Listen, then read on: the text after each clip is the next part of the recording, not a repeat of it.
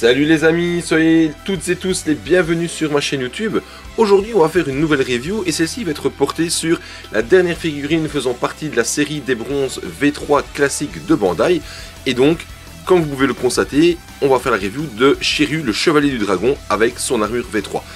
Mais avant de commencer cette review, je tiens tout d'abord à tous vous remercier. Car depuis qu'on a atteint la barre des 100 abonnés, eh bien petit à petit, de nouvelles personnes s'abonnent à ma chaîne et je tiens vraiment à tous vous remercier, les anciens abonnés, les nouveaux abonnés, de me faire confiance sur ma chaîne YouTube et de profiter, de mettre des commentaires et d'apprécier mon travail. Je vous dis un grand merci. Et maintenant que la petite partie remerciements est terminée, je vous invite tout de suite à aller découvrir cette figurine de Shiryu V3 classique de Bandai.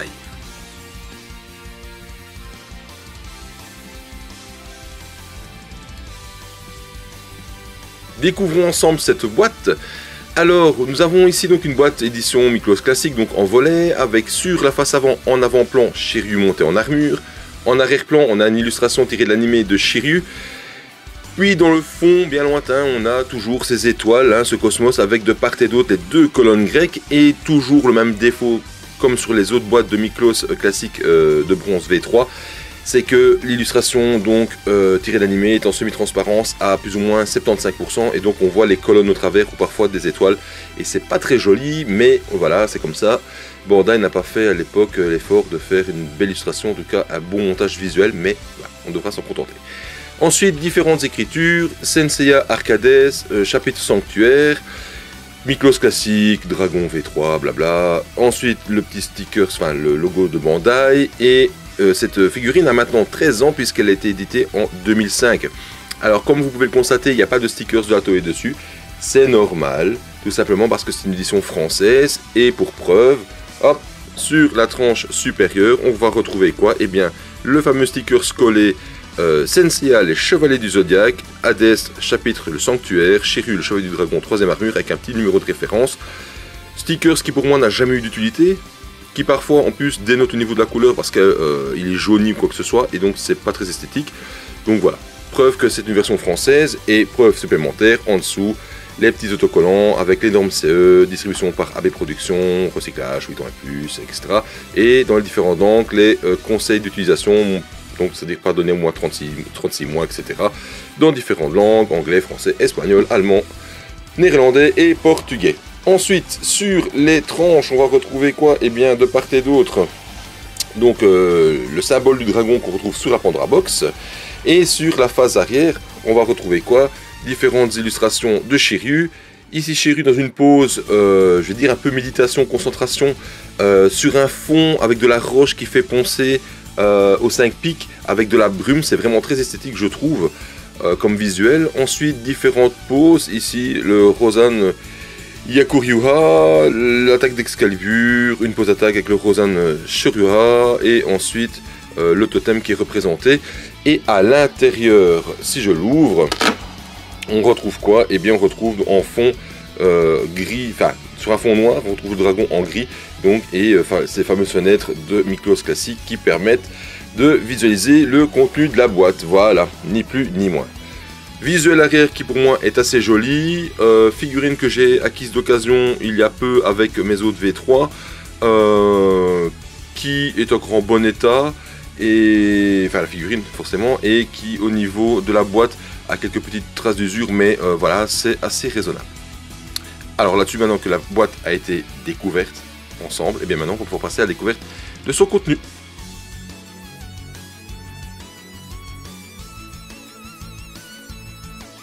Alors, comme de coutume, on va commencer par la notice.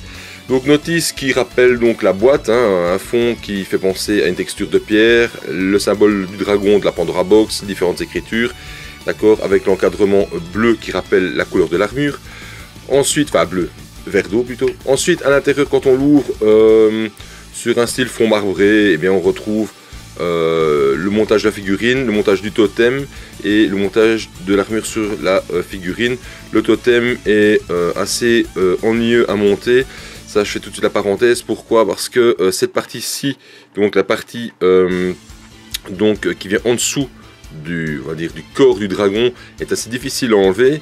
Et deuxièmement, les différentes parties du casque qui viennent se placer sur la tête du dragon sont assez difficiles à placer aussi, parce que le diadème du dragon doit venir se clipser en dessous de la chevelure du dragon. Enfin, c'est assez spécial, et j'ai un peu galéré pour le monter pour que ça tienne vraiment bien, que ça soit assez bien fini.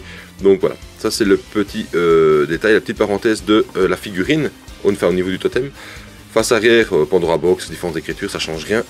Et ensuite, on va retrouver donc différents visuels de Shiryu avec ses données biométriques, et ensuite les différentes armures qui étaient, enfin figurines qui étaient sorties à l'époque, avec les V3, les fameuses V2 classiques horribles, et les classiques Gold et Radamant en plus. Voilà.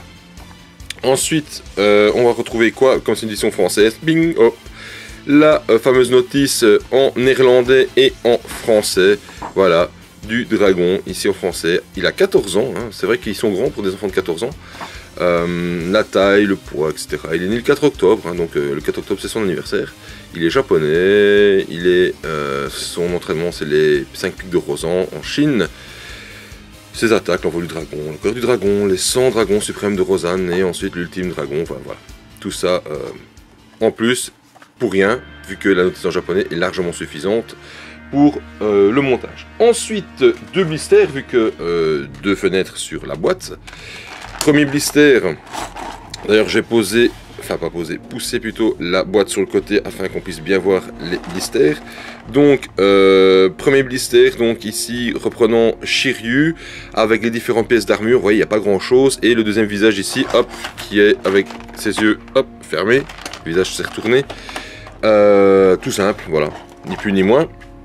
Et ensuite deuxième blister, on va retrouver donc les autres pièces d'armure restantes, c'est-à-dire les parties du casque, les mains. Donc ici on a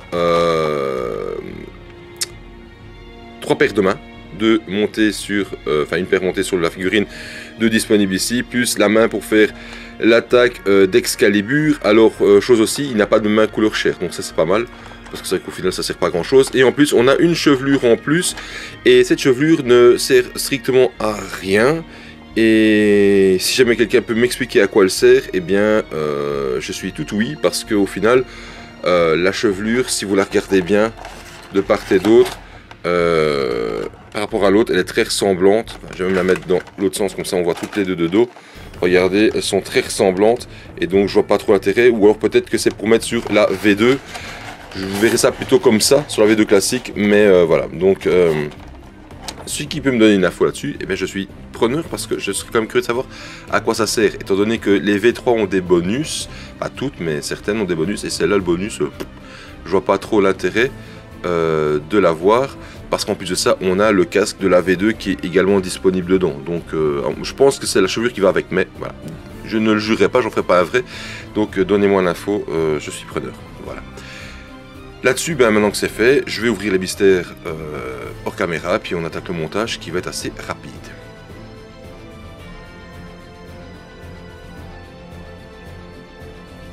Allez, on est parti pour le montage ensemble. Alors, on va tout de suite commencer par la figurine. Au niveau rigidité, pour une figurine qui a 13 ans, c'est quand même pas mal, parce que les genoux sont assez bien rigides, elle n'a pas trop mal vieilli. Au niveau des chevilles, au niveau latéralisation, c'est assez rigide. Longitudinal, c'est assez rigide aussi, de part et d'autre, donc au niveau posing, c'est vraiment bien. Les épaules et les coudes, c'est bien aussi, donc le corps au niveau plastique n'a pas trop mal vieilli pour son âge. Et voilà, hein. Donc Shiryu est content. Yes, on va pouvoir revêtir son armure qui a été refaite grâce à Sion. Hop, je vais mettre mon armure V3. Youpi! Donc voilà. Je vais commencer tout de suite donc le montage. Alors je vais pas trop m'épiloguer sur le personnage, parce que voilà, c'est un personnage qui est connu de tous. On va plutôt parler peut-être de l'actualité, Senseiya. Ici donc est sorti Minos du Griffon en version EX. Il y a déjà des reviews qui sont disponibles sur YouTube, sur des chaînes de collectionneurs. Alors, hop. Ici, toujours, même système d'armure hein, qui s'ouvre en deux avec ce petit verrou ici qui sert pas à grand chose au final. Donc Minos est sorti. Apparemment, pas mal de discussions sur sa couleur au niveau des ailes. Donc normalement, je vais l'avoir d'ici quelques semaines. Donc ce sera vraiment cool.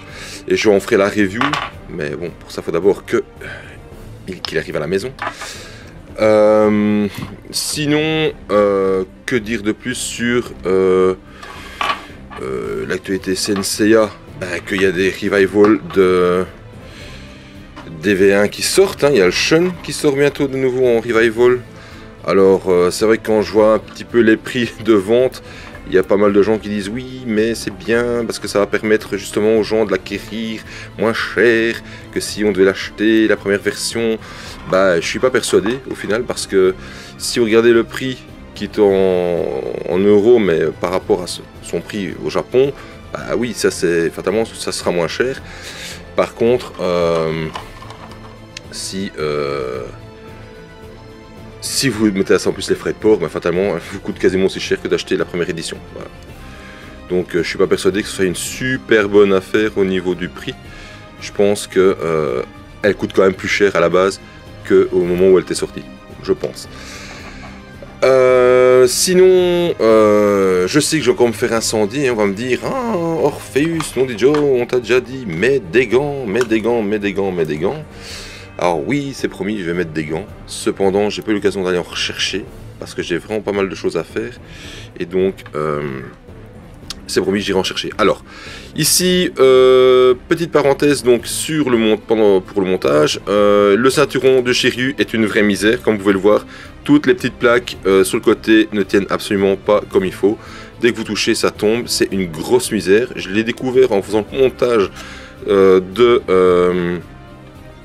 du totem et franchement c'est une plaie, ça c'est mauvais, gros point négatif sur cette figurine parce que voilà, je sais elle a 13 ans mais voilà, hop j'ai déjà perdu une pièce, c'est vraiment embêtant, il faut que je la retrouve, elle est à mes pieds donc voilà c'est embêtant, je l'ai. Donc ça c'est pas normal non plus pour une figurine d'avoir un système pareil où tout tombe tout le temps, enfin c'est, oui, ça tient à rien. Et ça, c'est vraiment une grosse misère, gros point rouge, gros point négatif pour cette figurine. Ensuite, au niveau du ceinturon, bah, la plaque de fermeture, bah, c'est toujours un système, hein, c'est deux petites pins qui viennent se mettre dedans. Oh là là, qui viennent se mettre dedans. Ça tient ce que ça tient. Donc pour le totem, j'ai dû mettre un petit peu de pâte à fixe parce que voilà, regardez-moi ça, ça se déclipse tout seul, c'est vraiment une plaie. Alors c'est vrai que son armure est belle, hein, à Shiryu, mais en V3, mais fou, quelle misère au niveau des pièces.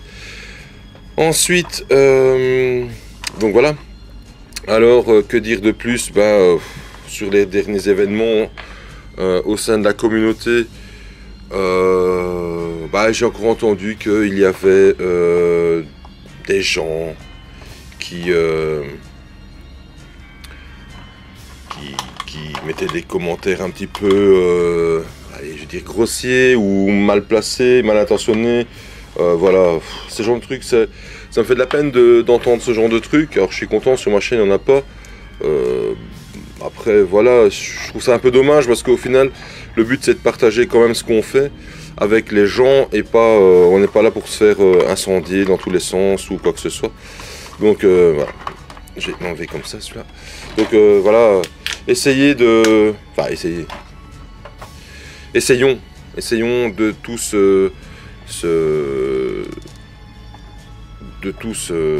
comment je vais dire, de tous être ensemble dans notre amour et notre partage de Senseiya, et voilà, ça sert à rien de commencer à s'envoyer des pics et à gauche ou à droite, enfin voilà.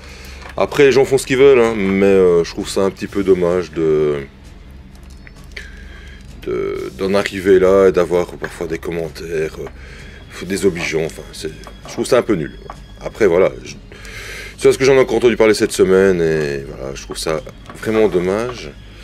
Alors ici par contre j'ai la main qui m'embête, allez, rentre dedans. Donc voilà, c'est un petit peu dommage et ce serait quand même pas mal que ce genre de propos cesse hein, sur les réseaux sociaux, sur ce qu'on veut, hein, Facebook, YouTube et qu'on sort parce qu'au final ça n'apporte rien de bon, alors vraiment rien de bon et c'est au détriment de la passion des gens et voilà. Ah ben ici j'ai du mal à mettre la main. Alors là je suis en train de galérer pour mettre une main. Ça c'est quand même quelque chose qui est pas normal. Pour du Bandai, décidément, elle a vraiment du mal à se mettre dedans. J'espère qu'elle va tenir. Ouais, j'espère parce que elle n'est pas. Déjà, est-ce que cette main-là va. Non. Ouais, elle tient pas. Ça c'est gros point négatif. Cette main-là tient pas. Oh, j'ai pas une plaquette qui est tombée. C'est vraiment galère. Ouais, je vais mettre une autre main. On va essayer qu'autre chose. Donc voilà, hein. Ayons du respect. C'est un peu comme au foot, hein. Fair play, respect. Ou dans tous les autres sports. Hein. Bon, alors, celle-ci, elle est rentrée dans, ça c'est bien. Magnifique, hop. En fait, je sais pas convaincu. Enfin non, elles tiennent pas. C'est vraiment une plaie. Ça, je comprends pas comment ces mains peuvent ne pas tenir. Là, mon Dieu. J'ai jamais galéré autant. Alors, je trouve personnellement, que les V3, celle-là, elle va toute seule. Je trouve quand même personnellement que les V3 de Bandai sont pas exceptionnels au niveau de la qualité de certaines pièces. Hein. Je vous invite à aller revoir la review du Signe V3, hein, donc le lien apparaît ici au-dessus. Je vous invite quand même à aller voir.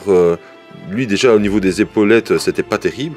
Ici lui au niveau des mains, le coup de la main droite, gauche plutôt, vu qu'il est face à moi, la main gauche c'est pas extraordinaire. Hein. Bon, voilà. Alors vous voyez ça se monte quand même relativement facilement, il n'y a pas grand chose à monter. Hop, voilà. C'est assez stable, hein, on va dire, faut dire ce qui est, c'est assez stable. Alors donc voilà, j'ai fait ma petite parenthèse sur le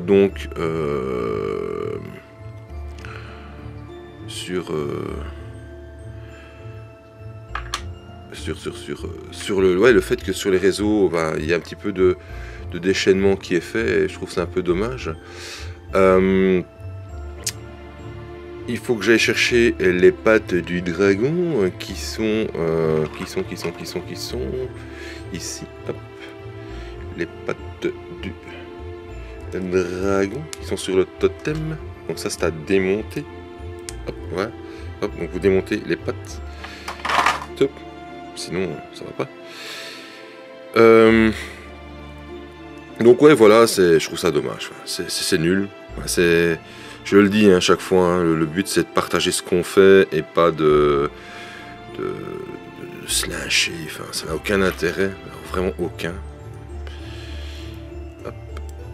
Donc système de fixation facile, hein. Vous mettez hop la patte ici, clic dedans et ensuite on vient attacher le reste derrière. Alors je pense que je vais faire l'inverse, je vais d'abord l'attacher dans son dos, ça sera peut-être plus facile. Voilà. Alors là où je suis pas très content par contre de la qualité de l'armure, enfin de la couleur, donc regardez, donc l'armure tient avec juste la patte.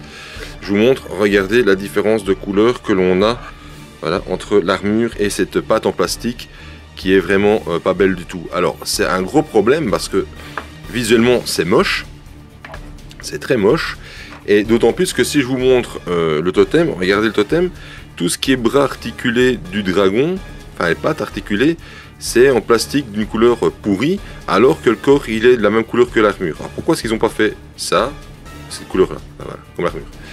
Encore une fois, mauvais choix de Bandai au niveau de l'esthétique, et ça c'est dommageable je trouve pour la qualité visuelle, le rendu visuel de l'armure. C'est une chose qu'il n'y a pas sur la V2 EX, c'est un défaut qui est corrigé, mais voilà, je trouve qu'au niveau de la V3, voilà, ça c'est pas beau quoi. Après voilà. Hop, système de montage relativement facile, jusque là ça c'est à l'aise. Gros bémol aussi de ce système d'attache, c'est que vous voyez, l'épaulette, elle n'est pas super solidaire des pattes du dragon, donc au final, parfois ça peut tomber. Ouais, ça peut tomber. Alors, est-ce que je vais garder Chirrut le visage, les yeux ouverts? Oui, je pense que je vais le garder. Alors, je vais faire une parenthèse aussi maintenant sur le casque. Alors, j'ai déjà vu pas mal de gens dire le casque du dragon est une vraie calamité parce qu'on a énormément d'éclats sur le casque. Eh bien, écoutez, le mien, il a absolument rien. Il a absolument rien. Alors, autant, c'est comme mon Pégase. Regardez-moi ça, il n'y a pas un seul éclat de peinture. Alors je suis super content parce que c'était une crainte que j'avais lorsque je l'ai acheté. Je me suis dit il va avoir le même problème que les autres. Eh ben non, il n'a pas. Donc je suis content. En même temps, oh là là. Hop, on va lui monter sa tête derrière. Est-ce qu'elle est bien mise? Voilà, elle est dedans. Après maintenant, j'ai peut-être de la chance parce que c'est comme pour mon Pégase. C'était un problème aussi au niveau de la... Comment? De la... Oups. Ah bah oui, on va l'enlever. Comme ça, plus facile peut-être. Ah bah on va tout enlever. Oh là là. Oh là là là là. Oups. C'était aussi un problème qui était sur le Pégase. C'était au niveau de l'armure qui perdait en qualité au niveau de son chromage. Là. Et moi j'ai pas ce problème là non plus. Donc je suis assez content. J'ai de la chance, c'est tant mieux, parfois il faut un petit peu de chance. Alors je pense qu'en fait le truc ici c'est pour monter ce foutu casque. Alors c'est bien, il a une belle mèche sur le côté, hein, ça fait un peu bad boy là, mais pour le reste, pour le montage c'est un peu embêtant je trouve. Voyons voir. Hop, on va essayer de faire autrement. Parce que là ça me pose un souci. Quand même pour... c'est là que je me dis aussi parfois que des gants, ça peut être galère. Hein. Ça peut être galère. Pour enlever certaines pièces. Alors, on va refixer ça dedans. Comme ça, ça s'est remis.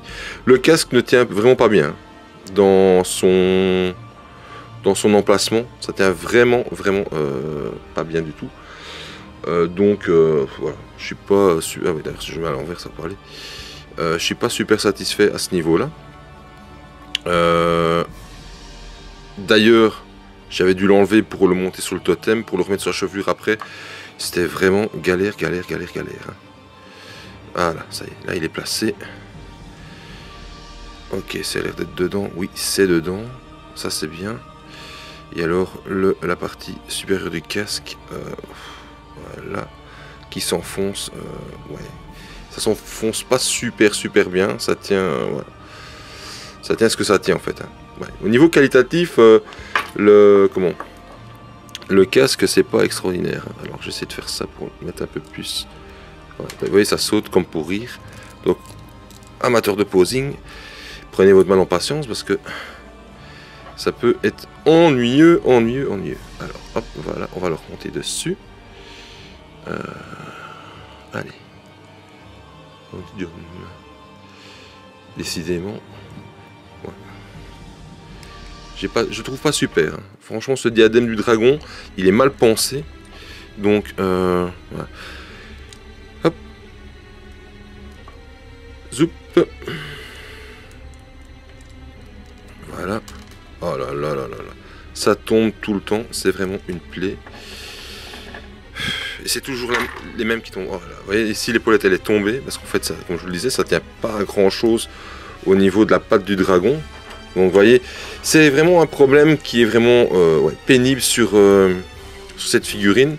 Oh là là, il y a tout qui tombe, c'est une catastrophe. Voilà. On va essayer quand même de la monter. Voilà, enfin, en tout cas finaliser le montage. Son bouclier glisse. Hop, voilà. Soupe. Voilà. Bon, si on fait quelque chose de correct. Le temps de finir le montage. Voilà. Voilà. Tadam. Bon. Le posing n'est pas extraordinaire. On s'entend bien là-dessus. Le montage est fini. Vous avez vu, c'est pas très long à monter. C'est parfois pénible à monter. Voilà. Donc maintenant, je vais ranger tous les blisters et on va faire le débrief de cette malheureuse figurine.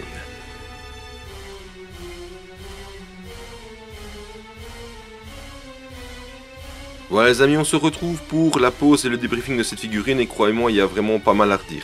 Alors je vais commencer tout de suite par l'armure. Alors l'armure au niveau matière, plastique, métal, c'est impeccable, c'est bien fini, il n'y a pas de problème. Au niveau peinture, là par contre c'est une autre paire de manches. Alors on sait tous que les classiques ont toutes des mains de couleurs différentes de l'armure. Ça c'est malheureusement un fait qui est avéré et accompli sur toutes les Miklos classiques. Cependant, comme je l'ai montré pendant le montage, regardez-moi ça, les pattes du dragon qui viennent se fixer à l'arrière du plastron, c'est moche. C'est moche, c'est d'une couleur vert d'eau comme les mains et mat, enfin c'est moche quoi. Alors que le totem, comme je l'ai montré pendant le montage, il est de la même couleur que l'armure. Là, Bandai aurait dû faire l'effort de la mettre dans la même couleur, surtout qu'au niveau esthétique, c'est un plus indéniable et en plus au niveau de la mise en place de la production, c'est pas ce qui coûte cher. Voilà. Donc c'est un gros point négatif au niveau de la peinture. Sinon, le restant, la peinture est nickel quoi. Je veux dire, j'ai pas à me plaindre, tout est nickel. Même la peinture sur les pièces en plastique comme le diadème du dragon, la couleur est nickel quoi. Elle dénote pas avec l'armure, donc c'est dommage que cette partie-là n'a pas été faite. La preuve qu'on peut faire les mains et on pourrait faire les mains et cette partie arrière de la même couleur, hein, vu qu'on fait sur d'autres pièces en plastique. Mais bon. Ensuite, là où il y a un gros bémol, par contre, c'est pour le posing et c'est en lien avec le montage. Alors pendant le montage, vous avez vu, tout se monte facilement, il n'y a pas trop à redire, sauf que ce qui ne tient pas, c'est les plaques latérales du ceinturon, le diadème qui tombe, les mains qui s'emboîtent pas comme il faut, en tout cas sur la partie gauche, et donc ça pose problème, et en plus ce système de fixation pour les épaulettes. Donc là-dessus, j'empiète directement sur le posing, hein, vu que l'un est lié à l'autre. Et bien pour le posing, j'ai un petit peu du chipoté quand même. Pourquoi ? Vous avez vu que pour les épaulettes, bah, c'est pas top hein, comme système, hein. C'est un système qui existe, hein, qui est présent aussi sur la V2EX, mais qui n'est pas extraordinaire. Et bien pourtant, à cause de ce système, si je veux monter le bras beaucoup plus haut, et bien mon épaulette elle saute. Elle tient pas, tout simplement. Elle tient pas parce que j'arrive dans une amplitude qui ne fonctionne pas et qui va faire que l'épaulette va sauter. Ensuite, au niveau rotation du visage, je suis bloqué par les bords du cou de l'armure. Donc je ne peux pas faire une rotation correcte et plus dynamique du visage, donc ça me pose un problème aussi. Ensuite, je ne sais pas si vous le voyez bien à la caméra, il y a deux trous sur la partie supérieure gauche et droite du plastron. Et bien en fait c'est tout simplement parce que dans l'épaulette, je pense qu'ici on va bien le voir sur, peut-être mieux le voir sur l'intérieur ici, il y a une petite boule qui en fait vient se loger dedans quand la figurine est en position on va dire plus neutrale. Une fois qu'on commence à donner une pose dynamique, eh bien, on a un écart qui se fait et c'est pas vraiment très dynamique. Qu'est-ce que je dis? C'est pas vraiment très esthétique. Voilà. Ces deux petits trous n'ont pas lieu d'être. Pour moi, ça n'a pas de grand intérêt et ces deux petites pines qui vont se loger dedans n'ont pas d'intérêt. Donc voilà. Ici, par exemple, pour le bras gauche avec l'épaulette, eh ben, je peux pas rapprocher plus l'épaulette, sinon, bah, je suis contre. Enfin, je suis déjà contre avec l'épaulette par rapport au bras. Ou alors, je dois coller le bras au torse, mais j'avais pas fort envie. Voilà, ça donnait pas une pose très naturelle.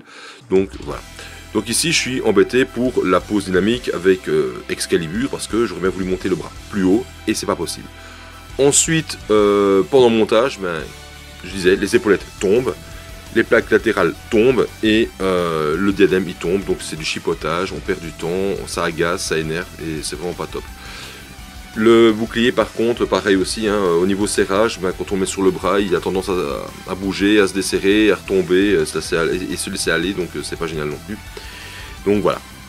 Alors, pour moi cette figurine, pour conclure un petit peu cette review, pour moi cette figurine, elle est du même acabit que le Sign V3, c'est-à-dire que voilà, elle est somme toute jolie, mais elle a pas mal de défauts au niveau système de montage et au niveau posing, et donc pour moi c'est une figurine qui est un peu bateau. Alors j'aime beaucoup les armures V3, enfin en tout cas certaines comme celle du dragon parce qu'elle est très stylisée, mais voilà, il y a un gros bémol à ce niveau là au niveau de la version classique, et donc je vais pouvoir faire la comparaison avec la version EX qui arrivera j'espère en restock bientôt de chez Great Toys pour pouvoir voir si le système est mieux pensé ou pas au niveau du posing. Voilà. J'ai été voir des reviews, je pense que c'est un peu mieux pensé, mais bon, ici c'est un peu dommageable en tout cas pour cette figurine qui pourtant a un bon potentiel au niveau de l'armure parce que elle est simple et pas beaucoup de pièces. Il y avait moyen peut-être de penser le système un peu mieux ou même les fixations d'une autre manière. Enfin voilà, c'est un peu le gros problème. Je sais que sur ma version EX, le problème des épaulettes se pose un petit peu moins, même s'il est quand même présent. On a plus d'amplitude. Ici, voilà, on est vraiment embêté. Et alors, ouais, ces pièces qui tiennent pas, c'est vraiment dommage. Donc, en résumé, cette figurine, doit-on l'avoir? Ben oui, si on fait la collection, fatalement. Après, est-ce qu'on est obligé de l'avoir en version classique? Ça, c'est un choix. Moi, j'ai opté pour le choix de l'avoir, parce que je collectionne tout ce qui se rapporte à CNCA, donc quelles que soient les marques. Après, voilà, elle a des gros défauts. C'est une figurine qui est pour moi, malheureusement, à cause de ses défauts, un petit peu comme le V3 du Cygne, un petit peu bateau. Et qui a perdu beaucoup de charme et beaucoup d'intérêt de par les problématiques de posing et de maintien de certaines pièces. Voilà. Là-dessus, j'espère que cette dernière review sur les bronzes V3 classiques Bandai vous aura plu. Je vous remercie encore toutes et tous de vous être abonnés à ma chaîne. Je vous invite, si vous visionnez mes reviews et si vous n'êtes pas abonné à ma chaîne, de venir vous abonner, d'en parler autour de vous dans la communauté. Voilà. Je suis là pour le partage, pour faire découvrir ou redécouvrir des figurines qu'on ne voit pas forcément sur les chaînes de youtubeurs, en tout cas, voilà, ou en tout cas amener une petite patte en plus dans la présentation de certaines figurines, et en tout cas amener peut-être des informations complémentaires à d'autres. Je vous invite à aller voir également la dernière review de The CNS portant sur le Camus SOG qu'il a réalisé il y a peu. Donc voilà, donc le verso SOG. Je vous invite à aller voir toujours mes confrères youtubeurs que je cite à chaque fois, Angelo Rain, Site de Mizar, Anthony Saga, Matt Collection et tous les autres à qui je pense quand je fais mes reviews ou quand je regarde leurs reviews parce qu'elles sont super intéressantes. Et là-dessus, ben, je vous dis à très bientôt pour une présentation d'une autre figurine qui va arriver peut-être récemment sous peu, je pense même aujourd'hui. Juste après le tournage de cette review, vu que le facteur devrait passer. Et j'espère qu'elle vous plaira. Donc voilà. Je vous dis donc à toutes et à tous, à très très bientôt. Likez, partagez, aimez-vous, enflammez votre cosmos. Soyez tous zen sur les réseaux sociaux. Pas d'engueulade, que des accolades. Et je vous dis à tous, à très très bientôt les amis. Merci de me suivre. Salut à tous. Ciao.